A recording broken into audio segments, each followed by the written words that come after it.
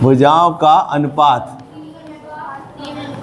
3 अनुपात 5 अनुपात 7 है। हाँ, और आगे, और उसका परिमाप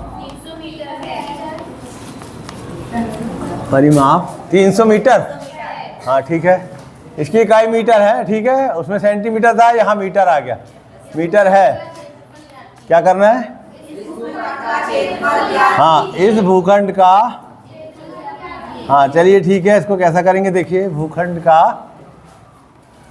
क्षेत्रफल ज्ञात कीजिए। यहाँ पर जो त्रिभुजों की भुजाओं की माप थी, त्रिभुजाकार भूखंड है, मतलब त्रिभुज है कि नहीं? तो इसमें जो भुजाओं की माप दिया है वो अनुपात में दिया। काय में दिया है? अनुपात में, है ना।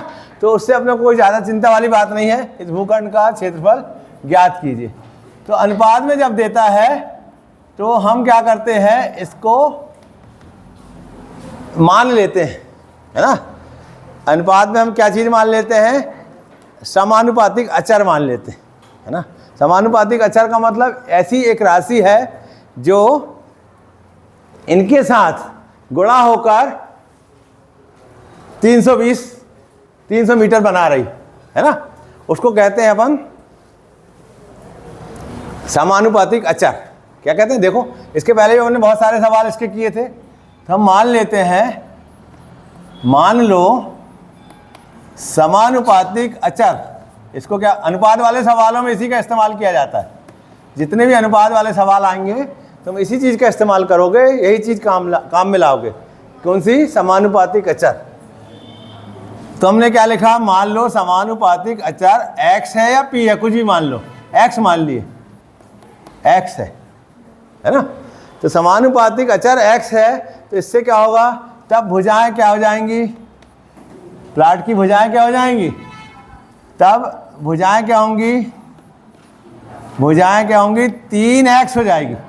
ये वाली भुजा क्या हो जाएगी? क्या अपन ने समानुपातिक अचर x माना है, अभी यहाँ अनुपात के रूप में दिया है ना। अनुपात के रूप में दिया है, हम इसको समानुपातिक अचर मानने के बाद क्या कह सकते हैं? यदि x समानुपातिक अचर है तो ये वाली भुजा हो जाएगी 3x, ये वाली भुजा हो जाएगी 5x और ये वाली हो जाएगी 7x। क्यों? क्योंकि इसने अनुपात में दिया है। अनुपात को हम क्या में बदल रहे हैं? अब उसकी माप निकालेंगे। माप निकालने के लिए हमको एक समानुपातिक अचर लेना पड़ेगा, और वो समानुपातिक अचर हमने क्या लिया? x लिया। क्या लिया? x। तो x लेने के बाद भुजाएं क्या हो जाएंगी? एक 3x हो जाएगी। अब अनुपात खत्म हो जाएगा, अब अनुपात नहीं रहेगा। 3 अनुपात 5 अनुपात 7 था पहले, लेकिन समानुपातिक अचर हमने x लिया, तो अब भुजाओं की माप क्या हो जाएगी? x हमको नहीं मालूम, अभी हमको x के बारे में कोई जानकारी नहीं कि x क्या है, लेकिन x जो है वो अचर है। हालांकि x को अपन चर राशि मानते हैं कि नहीं, लेकिन यहाँ पर x का एक निश्चित मान है जो हमको नहीं मालूम, जो हमको नहीं मालूम। भाई x का मान मालूम है क्या? नहीं, लेकिन वो मान स्थिर है, वो मान तीनों में एक सा रहेगा। इसके लिए भी वही रहेगा, इसके लिए भी रहेगा, इसके लिए भी रहेगा। इसीलिए उसको समानुपातिक अचर कहते हैं। इसलिए उसको क्या कहते हैं? भाई दोनों बातें हैं उसमें, एक तो उसका मान नहीं मालूम, नहीं मालूम तो है ना, और दूसरी बात क्या है? वो स्थिर है। हालांकि x चर राशि है, लेकिन इस कंडीशन में वो क्या हो जा रही है? अचर हो रही, स्थिर रह रही है वो, है ना।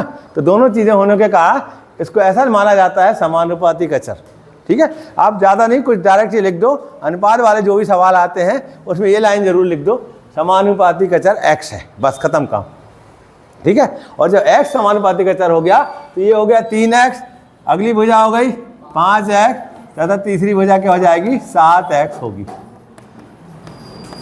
ठीक है, अगर समानुपातिक अचर x है तो भुजाओं की माप क्या हो जाएंगी? 3x, 5x और 7x, है ना। हमको क्या दिया है? परिमाप दिया है। क्या दिया है? परिमाप। परिमाप कितनी दिया है? 300, है ना। परिमाप कितनी दिया है? 300 मीटर दिया है। इससे क्या हो जाएगा? ये 3x धन 5x धन 7x, तीनों को अगर हम जोड़ेंगे तो इसका मान कितना आएगा? 300 आएगा। कि परिमाप दिया है कि नहीं? और ये तीनों परिमाप है, 3x 5x और 7x परिमाप है कि नहीं? अगर हम तीनों को जोड़ते हैं तो क्या आएगा? 300 आएगा, क्योंकि परिमाप 300 दिया है उसने। जोड़ो अब क्या हो जाएगा इससे? 3 और 5 8 और 7 15x बराबर 300। तो x बराबर क्या जाएगा? 300/15, 15 दूनी 30 और 15 शून्य 20। x का मान 20 आ गया। अब ये मान निकल गया अपने को, x का मान क्या आ गया? 20। तो अब भुजाओं की माप में लिख सकते हैं, ठीक है। अतः क्या हो जाएगी? भुजाएं क्या होंगी? 3x, पहली भुजा 3x है कि नहीं? ठीक है, तो ये कितनी हो जाएगी? 3 गुणित x, x यानी 20, 20 दिया 60 मीटर की हो गई ये क्या हो गई? पहली भुजा 3:5:7 में हमने ये वाला अनुपात निकाला, कितना आया है? 60 मीटर आया है ना। इसको अपन a मान लो, समझ लो a भुजा, इसको अपन कह सकते हैं, ठीक है। अगली भुजा कौन सी होगी? 5x, ये कितनी हो जाएगी? 5 गुणित 20, 5 गुणित 20 पंचे 100 मीटर की दूसरी भुजा हो गई। इसको b मान लो कि 3 का मतलब 60 मीटर, 3:5:7 का मतलब 60 इसकी माप हो गई, इसकी माप हो गई 100। अब 7x की मान भी निकाल लो, 7x और r क्या हो जाएगा? 7 गुणित 20, 7 गुणित 20 कितना जाएगा? 140। तो तीनों भुजाओं की माप निकल गई यहाँ पर, ठीक है, क्लियर। तो अनुपात में दिया था, अनुपात से हमने क्या किया? उसका मान निकाल लिए कितना है, ठीक है। कैसे निकाले?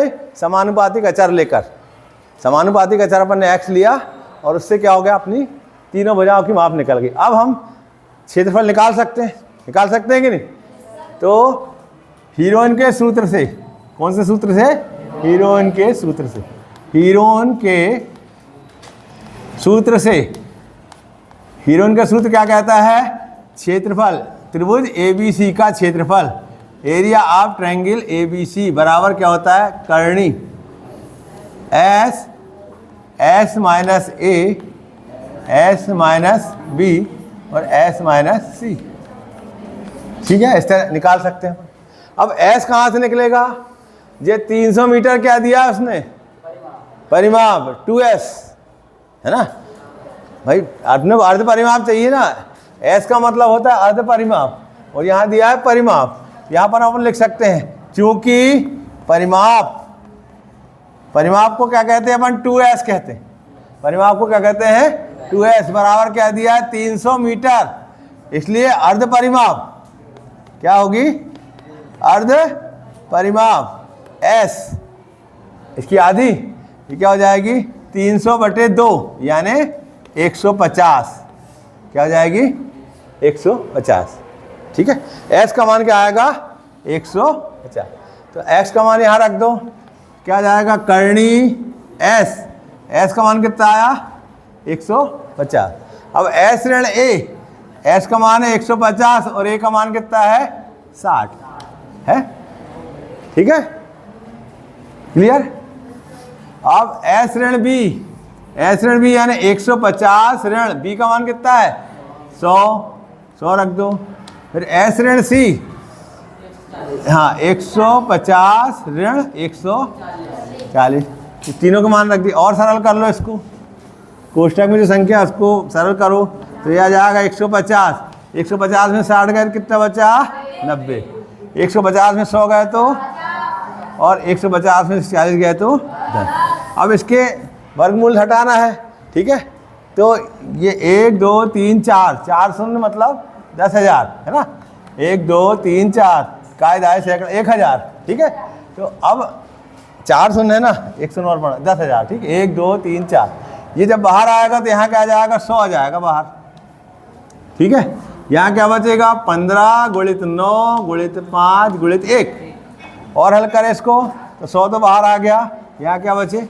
इसको भी हल कर सकते हैं, 3 गुणित 5 गुणित 3 गुणित 3 ना, ये 3 गुणित 5, 3 गुणित 3 गुणित 5 आ गया। और हल किए तो ये आ गया 100, ये 3 का जोड़ा बन गया 1 और 5 का भी जोड़ा बन गया, ठीक है। तो इसको अपन ऐसा लिख सकते हैं 3 की घात 2 गुणित 5 की घात 2 गुणित 3। अब ये भी बाहर आ जाएंगे, 3 भी बाहर आ गया, गुणित 5 गुणित 100 और करनी में बचा 3। तो 3 पंचे 15 और 15 में 100 गुणा किए तो 1500 करनी 3 वर्ग मीटर। क्या आ जाएगा? इस तरह से इसको कर सकते हैं अपन, ठीक। आया कि नहीं आंसर? देखो आ गया, हाँ ठीक। तो अपने को सवाल बड़ा ज़रूर दिख रहा है, लेकिन यदि समझ में आ गया तो बन जाएगा, ठीक है। पुस्तक में बहुत शार्ट में दिया है ना, तो अपने को शार्ट कर तरीका नहीं अपनाना है, अपने को ऐसा तरीका अपनाना है जिसमें समझ में आ जाए, ठीक। आया समझ में? यहाँ चाहो तो तुम ऐसा भी कर सकते हो, जैसे ही अपन ने एस ऋण ए, एस ऋण बी, एस ऋण सी अलग अलग लिया, यहाँ भी मान निकाल सकते हो तुम डायरेक्ट। एस ऋण ए का मान कितना आएगा? 150 में से 90 जाएंगे, है ना, सही 60 जाएगा, तो क्या बचेगा? 90। डायरेक्ट यहाँ लिख लो। इसी प्रकार जैसे इसके पहले सवाल में किए थे अपन ने, वही काम इसके लिए कर सकते हैं। एस ऋण बी बराबर आ जाएगा 150 ऋण 100 बराबर 50 और एस ऋण सी बराबर आ जाएगा 150 ऋण 140 बराबर 10। तो ये मान तुम यहाँ रख सकते हो डायरेक्ट यहाँ पर ऐसा, ठीक है। चलिए ठीक है, समझ में आया कि नहीं आया? इसके प्रश्नावली के सवाल करके लाना है तुमको, सरल है ये भी, ठीक है।